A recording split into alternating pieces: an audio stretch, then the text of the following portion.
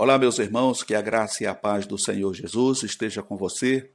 É um privilégio poder estar de volta mais uma vez para juntos estudarmos a lição bíblica desse terceiro trimestre de 2021, que traz por título, a lição de hoje, a lição de número 6, traz por título O Profeta Elias e Eliseu, seu sucessor. O texto áureo diz: Sucedeu, pois, que havendo eles passado, Elias disse a Eliseu: Pede-me o que queres que te faça, antes que seja tomado de ti. E disse Eliseu: Peço-te que haja porção dobrada de teu espírito sobre mim. A verdade prática diz: a história de Elias e Eliseu nos inspira a andarmos com pessoas que desfrutam de intimidade com Deus e que por isso vale a pena serem seguidos e imitados.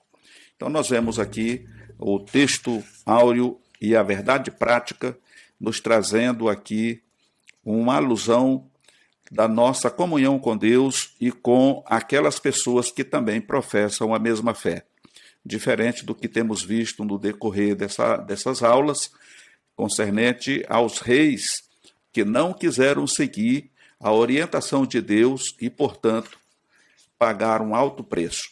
A lição de hoje ela tem um objetivo, e o objetivo dessa lição de hoje é, primeiro, o final do ministério de Elias. Nós vamos estar expondo, o final do ministério de Elias. Segundo, destacar o pedido determinado ou destemido de Eliseu. E, por último, registrar a concretização do início do ministério de Eliseu. O ministério de Elias estava terminando quando Deus ordenou que ungisse seu sucessor.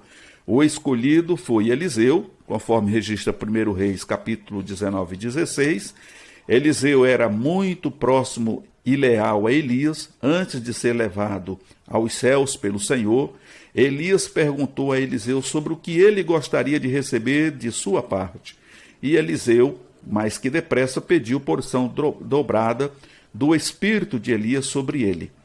E assim foi o fim do ministério de Elias e o início do de Eliseu são os assuntos desta lição. Nós vemos aqui, no primeiro tópico, a despedida de Elias. O ministério de Elias termina diante das circunstâncias que ele enfrentou depois da perseguição de Jezabel. Eu diria que terminou um tanto bruscamente, porque quando ele faz todos aqueles acontecimentos, realiza todos aqueles milagres ali diante do rei Acabe, diante do povo de Israel e principalmente diante dos profetas de Baal e Aserá, então aquilo ali foi um momento de auge para o profeta Elias. Mas quando ele recebe o recado que Jezabel manda para ele, que assim como ele tinha feito com os profetas de Baal, ela faria com ele, então Elias foi tomado por um pânico, vamos dizer assim, por um transtorno de ansiedade, uma síndrome de pânico, e ele foge de Jezabel. Por alguns segundos, vamos dizer assim, ou por alguns minutos, ele esquece que o mesmo Deus que agiu diante de Acabe, diante do povo de Israel, diante dos profetas de Baal e Aserá, era o mesmo Deus que poderia livrá-lo da mão de Jezabel. Até porque ele já tinha decretado a derrota de Jezabel. Mas o que me traz atenção aqui, o que me chama atenção, e acredito que chama a atenção dos irmãos, é que o Senhor mostra o lado positivo e mostra o lado negativo das pessoas. Por ser humano, como Elias era humano, e somos nós humanos também, nós temos defeitos e qualidades, ou temos qualidades e defeitos. E por um momento, assim como acontece conosco, Elias também foi tomado por esse medo, por esse apavoramento, e ele fugiu de Jezabel, porque sabia que Jezabel era uma pessoa do mal, e ela não titubeava em fazer o mal. Ela matou muitos profetas, ela causou muitas tragédias lá em Israel. E Elias, diante desse conhecimento, ele fugiu. né? Ele parou por alguns minutos de confiar no Deus poderoso, no Deus verdadeiro. E agora se atira debaixo ali de uma árvore, de um zimbro, e diz: eu não sou melhor do que meus pais. Por que continuar vivo? Né? E aí nós vemos ali que o anjo vem e traz pão para ele se alimentar, que ele teria 40 dias de caminhada, e ele vai até, né, Moriá, onde ele se esconde ali naquela caverna, e ali Deus fala com ele. É como se ele tivesse jogado a toalha, né? Na cabeça de Elias, só ele tinha sobrado, só tinha restado ele, né? Jezabel tinha matado todos os profetas, e era um engano de Elias, era um equívoco, porque o Senhor disse que tinha separado 7.000, né, que ela não conseguiu tocar. E, por outro lado, 100 profetas foi escondido em cavernas e foi sustentado por todo aquele tempo. Então, ele não tinha essa informação, e por não ter essa informação, ele achou que era o fim de tudo. No entanto, Deus, no seu amor, na sua bondade e misericórdia, convoca Elias a se animar, a tomar uma nova atitude, porque ele ainda tinha uma missão a cumprir. E uma delas era, né, levantar o seu substituto. E isso é importante sabermos, irmãos, que no ministério que o Senhor tem confiado a nós não somos únicos. O nosso tempo, ele assim como começa, um dia termina. E ao terminar, é muito importante a gente ter essa consciência e a convicção de que preparamos sucessores para nos substituir e dar continuidade à obra de Deus. Porque a obra de Deus, ela não finda com a nossa partida, com o fim da nossa vida. Pelo contrário, quando nós findamos o nosso ministério aqui, Deus tem um outro pronto para assumir o nosso lugar. Porque a obra do Senhor na terra, ela só vai findar no dia em que Jesus Cristo voltar. Então nós vemos aqui nesta lição que Elias realizou grandes feitos em seu ministério profético. Foi vitorioso diante dos profetas de Baal e Acera, foi ousado e perspicaz para repreender, aconselhar e direcionar os reis, foi alimentado de forma milagrosa por Deus em tempos de adversidade. No entanto, mesmo diante de tamanhas realizações, chegou a hora de o profeta encerrar sua missão na terra. E agora, Elias deve ser considerado, né, como diz assim, o profeta com grandeza de alma, né? Diz aqui que, embora Elias seja considerado um dos maiores profetas do Antigo Testamento, a ponto de aparecer no monte da transfiguração ao lado de Jesus e Moisés, ele não proferiu nenhuma profecia de longo prazo e provavelmente não escreveu nenhum livro.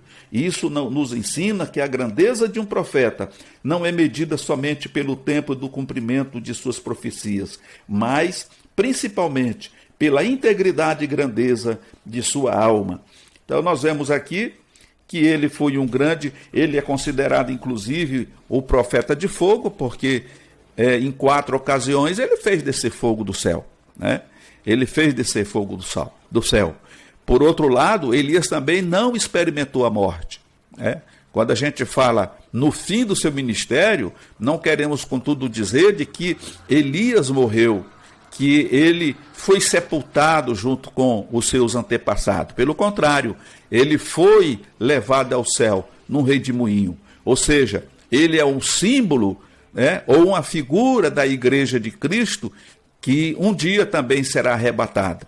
Depois, muitos anos na frente, né, quando Jesus está aqui na terra, ele aparece junto com Moisés no Monte da Transfiguração. Ele representando os profetas, Moisés representando a lei.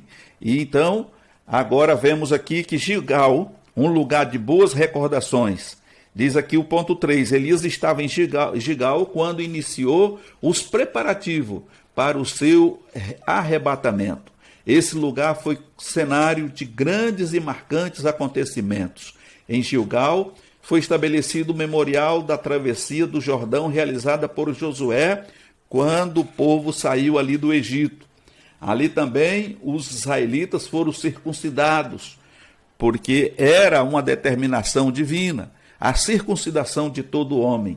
E a partir daí, toda criança, ao nascer, deveria ser circuncidada e apresentada ao Senhor.